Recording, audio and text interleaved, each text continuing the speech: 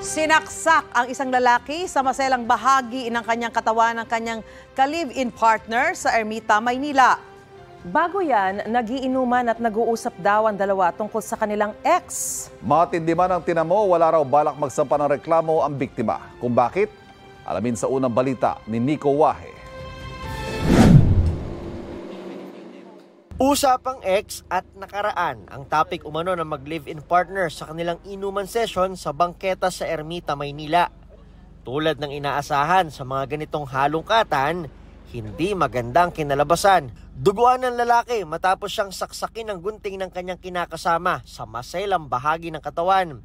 Mabuti at may napadaang pulis kaya siya natulungan agad. Itong biktima, tumatakbo siya na napansin ng mga tao doon at buti na lang may pulis tayo na nagpapatrolya. So agad na umaksyon ng ating mga kapulis para may takbo po sa ospital. So nag-conduct sila ng investigation doon. Naituro naman yung suspect, which is ito nga yung kanyang ka-live-in.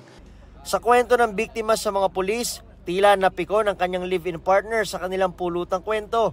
Una, balak sana magsampa ng reklamo ng biktima, pero ayaw na magsampa ng kaso ng ating biktima sa suspect, which is kasi mahal na mahal niya nga po yung kanyang ka-live-in. Yun po yung kanina habang nag-iimbestiga po yung ating investigador po.